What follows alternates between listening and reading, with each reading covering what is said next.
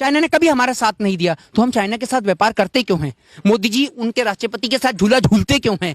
मोदी जी तो सबका एहसान लेके बैठे हैं, कभी बिरयानी का एहसान ले लेते हैं, कभी झूले का एहसान ले लेते हैं, कभी अपने यार ट्रंप के गले में हाथ डाल के उसे गुजरात ले आते हैं, गुजरात की दीवार चलो झूठ के पार ले जाते हैं। अंधभक्ति की ना कोई सरहद होती है, ना कोई सीमा होती है। अंधभक्ति में लोग इतने चूर हो चुके हैं, इतने पागल हो चुके हैं कि मैंने एक अंधभक्त से बोल दिया कि भारत देश 15 साल पीछे जा चुका है, तो उसको वो समझ में नहीं आया। वो मुझसे कहता है कि भाई मैं दोबारा 10वीं के पेपर नहीं दूंगा। भारत एक ऐसा गरीब देश है जहां के तमाम नेता करोड़पति हैं और इस देश की जनता गरीब है। मरती इस देश की जनता है और इस देश के तमाम करोड़पति नेता ऐशो और आराम की जिंदगी जीते हैं। और इन्हों का एक नारा था, बेटी बचाओ बेटी पढ़ाओ। आज वो बेटी बचाओ बेटी पढ़ाओ इन्हीं का नारा इन्हीं के नेताओं ने फेल कर दिया। जो ये कानून नीति नियम और कानून बनाते हैं ना, इनकी धज्जियां इन्हीं के नेता उड़ाते हैं और बखूबी उड़ाते हैं। आप देख लीजिए, सोशल डिस्टेंसिंग की धज्जियां मनोज तिवारी जी उड़ाते हैं, बेटी बचाओ बेटी पढ़ाओ की धज्जियां कुलदीप सिंह सेंगर जैसे एमएलए लोग उड़ाते हैं। तो ये लोग नीति नियम कानून बनाते हैं और इनकी धज्जियां इन्हीं के नेता उड़ाते हैं। आखिरकार इस कोरोना की महामारी में जो रियल हीरो है वो सोनू सूद जैसे लोग हैं, जो तमाम जगहों पे मजदूरों की मदद कर रहे हैं। ऐसे विलियन लोग नहीं जो थाली बजाते हैं, दिया जलाते हैं, पर मजदूरों की मदद नहीं करते। मैं बात कर रहा हूं अनुपम खेर जैसे लोगों की, जो टिप्पणी करने में, ट्विटर चलाने में, सोशल मीडिया पे ट्रेंड होने के लिए। पता नहीं अनुपम खेर जी, आपको राजनीति में आने का इतना क्या शौक है? आपको बॉलीवुड के अंदर ऐसा क्या नहीं मिला जो आपको राजनीति में आने का शौक है? इस देश के नेता, और जब बात आती है ऐसी महामारी की तो मांगते हैं जनता के आगे भीख। भैया यही होगा, हम इस देश के नागरिक हैं, हम सिर्फ क्या कर सकते हैं?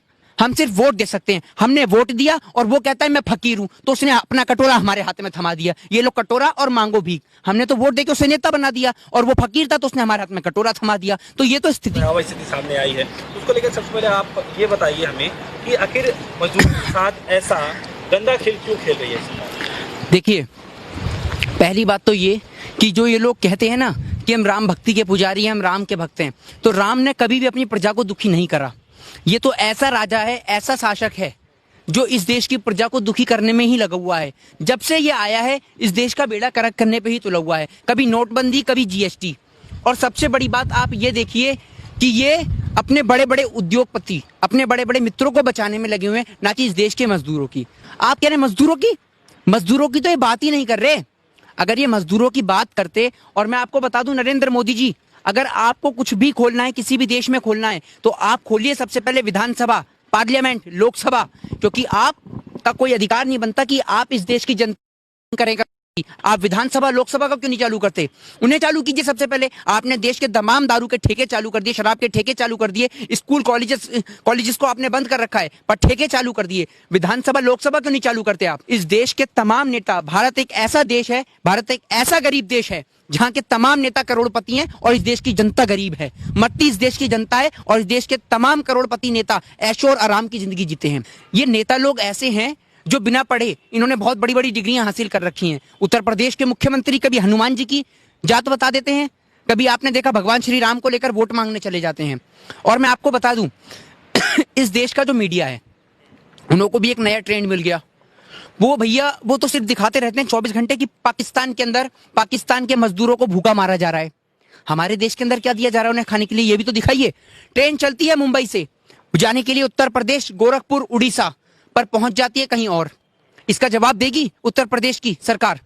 लेकिन सवाल ये है कि क्या आपको लगता है कि मतलब ये वाकई में कोई गलती हो रही होगी जिसकी वजह से ट्रेन जानी चाहिए कहीं और चली जाती कहीं और, या इसमें जानबूझकर? देखिए मैं आपको बता दूं, आज से पहले आपने कभी भी ट्रेन को, यूं तो है नहीं कि आज कोई नया ड्राइवर बैठा होगा ट्रेन को चलाने के लिए, आज से पहले आपने कभी किसी भी ट्रेन को सुना है कि वो दिल्ली से चलती हो और दिल्ली की जगह हरियाणा पहुंचने की जगह वो पहुंच जाती हो कानपुर?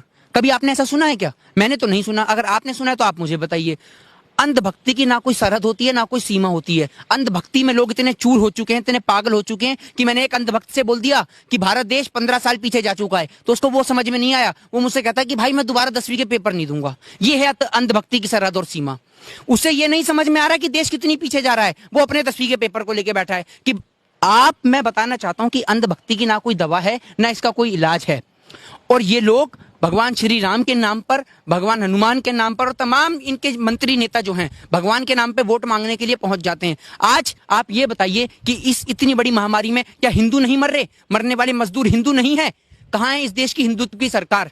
और आप एक बात बताइए, चाइना की गवर्नमेंट लगातार इस देश के ऊपर शुरू से लेकर आप कब से हम देख रहे हैं कि चाइना, चाहे वो यूएनओ के अंदर हो, चाइना ने कभी हमारा साथ नहीं दिया, तो हम चाइना के साथ व्यापार करते क्यों हैं?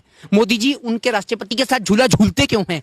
मोदी जी तो सबका एहसान लेके बैठे हैं, कभी बिरयानी का एहसान ले लेते हैं, कभी झूले का एहसान ले लेते हैं, कभी अपने यार ट्रंप के गले में हाथ डाल के उसे गुजरात ले जाते हैं, गुजरात की दीवार चलो झूठ के पार ले जाते हैं। अरे आप नरेंद्र मोदी जी, आप एक बात बताइए, क्यों आप जगह जगह पहुंच जाते हैं? अब तो नहीं आप जा रहे कहीं भी, अब तो आप शांति से बैठ गए। आपके मित्र, आपके यार डोनाल्ड ट्रंप आपको व्हाइट हाउस से बाहर कर देते हैं, तब आप चुप रहते हैं। आप एक बात बताइए, भारत एक ऐसा देश है जिसने कभी किसी के आगे आत्मसमर्पण नहीं किया। आप भारत देश के पहले प्रधानमंत्री हैं जो भारत की छवि को निरंतर गिराने का प्रयास कर रहे हैं।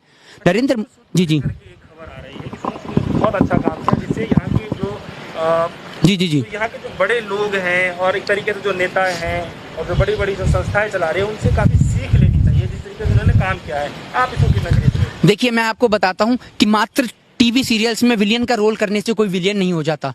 आखिरकार इस कोरोना की महामारी में जो रियल हीरो है वो सोनू सूद जैसे लोग हैं, जो तमाम जगहों पे मजदूरों की मदद कर रहे हैं। ऐसे विलियन लोग नहीं जो थाली बजाते हैं, दिया जलाते हैं, पर मजदूरों की मदद नहीं करते। मैं बात कर रहा हूं अनुपम खेर जैसे लोगों की, जो टिप्पणी करने में, ट्विटर चलाने में, सोशल मीडिया पे ट्रेंड होने के लिए। पता नहीं अनुपम खेर जी, आपको राजनीति में आने का इतना क्या शौक है? आपको बॉलीवुड के अंदर ऐसा क्या नहीं मिला जो आपको राजनीति में आने का शौक है? अनुपम खेर लगातार ऐसी टिप्पणियां करते रहते हैं, ट्विटर पे आपने देखा लगातार ट्रेंड होते रहते हैं। अनुपम खेर जी, आप एक बात बताइए, आप सोशल मीडिया पे ऐसी भी तो वीडियो डालिए जिससे लोगों को लगे कि हाँ भाई, वाकई में आप इस देश की जनता के हित के लिए कोई ऐसा कार्य कर रहे हैं। अनुपम खेर जी ने अब तक तो मैंने उनको देखा नहीं है सोशल मीडिया पे कोई ऐसी वीडियो डालते हुए जिसमें वो मजदूरों की मदद कर रहे हो या मजदूरों के साथ बैठ के खाना खा रहे हो। ये लोग ऐसे लोग हैं जो देश के अंदर सिर्फ एक ओछे स्तर की राजनीति करते हैं, और असल में सोनू सूद जैसे लोगों को सैल्यूट है, सलाम है, और ऐसे लोगों की जरूरत इस देश के अंदर बखूबी है। और मेरा मानना यह है कि राष्ट्रपति पुरस्कार से सम्मानित ऐसे लोगों को किया जाना चाहिए, न कि ऐसे लोगों को जो स्वच्छता अभियान के नाम पे ढोंग रचाते हैं और खुद के घर में 10 से 15 नौकर काम कर रहे होते हैं। तो मेरा मानना यह है कि आज मजदूरों की हालत ये हो चुकी है कि देश के अंदर, भारत जैसे देश के अंदर मजदूर परेशान है, असहाय है, उसके पास खाने को रोटी नहीं है, रोजगार नहीं है, व्यवसाय नहीं है। पर इस देश के तमाम नेता लोग अभी भी प्रयास कर रहे हैं अपने बड़े बड़े उद्योगपति मित्रों को बचाने का। और जी सरकार इतने बड़े बड़े वादे करती है गरीबों को लेकर के, जो बेरोजगार है उनको लेकर के, तब भी समस्याएं आती है। चाहे बात हो जो मजदूरों को घर छोड़ने की, चाहे पलायन करने की, तब की भी बात हो, तो मतलब सरकार को मिलाकर करने का जो लगातार ये परंपरा चलता रहा है, उसको आप किस नजरिए से देखते हैं? देखिए, मैं आपको बताता हूँ नेता की तुलना और मैं आपको बताता हूँ मजदूर की तुलना किस तरीके से की जाती है। अगर आप अस्पताल में जाके पहुंच जाए ना, तो जो भाजपा के डॉक्टर संबित पात्रा हैं, जिन्होंने कोरोना के लक्षण पाए गए हैं, क्या उनको क्वारंटीन के अंदर, खेत के अंदर रख रखा है क्या?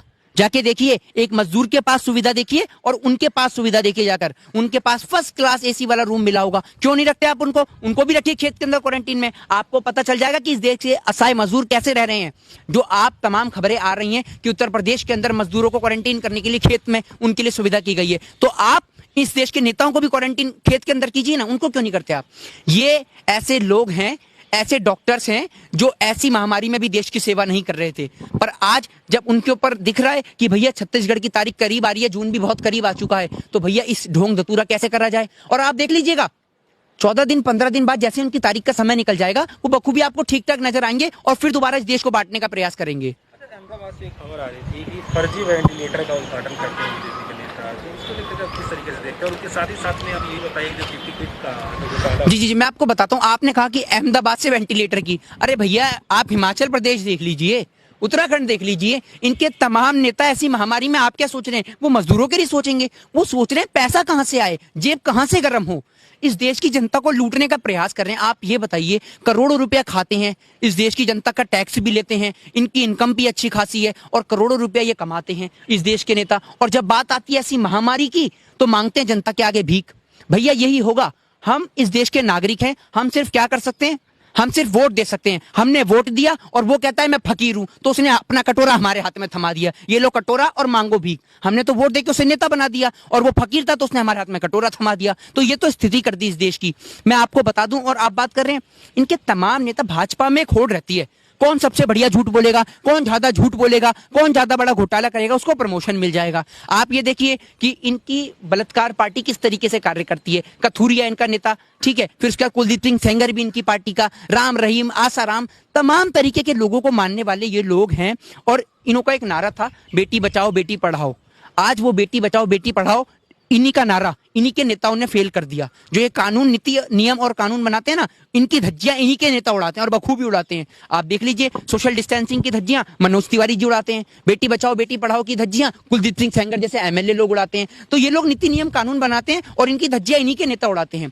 अच्छा, जो प्रवासी मजदूर जो जा रहे हैं, जी जी, उनका जो मौत हो रहा है, कारण सिर्फ एक है कि भूख प्यास से हो रहा है। जी जी, और हमारे सामने काफ़ी सारे एग्जाम्पल्स आए हैं, देखने को मिला है, और काफ़ी बेहद ऐसे तो दिल कचोट जाता है ऐसे वीडियोस देख करके। आपको देखने के बाद क्या लगता है कि आखिर इन सब के बीच में जो पिस रहा है मजदूर, उसको लेकर के आप क्या देखना चाहते हैं? क्या वाकई में सरकार कुछ ऐसा कार्य करना चाहती है जिससे देश का भला हो सके? देखिए, अंग्रेजों ने तो इस देश को सिर्फ लूटा था और आज इन जैसे नेताओं ने इस देश को पूरी तरीके से कंगाल कर दिया है, इस देश को पूरी तरीके से असहाय कर दिया है। और मैं आपको बता दूं कि जिस तरीके से मजदूरों के ऊपर शोषण हो रहा है, आप एक बात बताइए, लॉकडाउन की स्थिति काफी दिन से बनी हुई है, लगभग करीबन अगर हम देखें तो 60 से ज्यादा दिन हो चुके हैं लॉकडाउन को।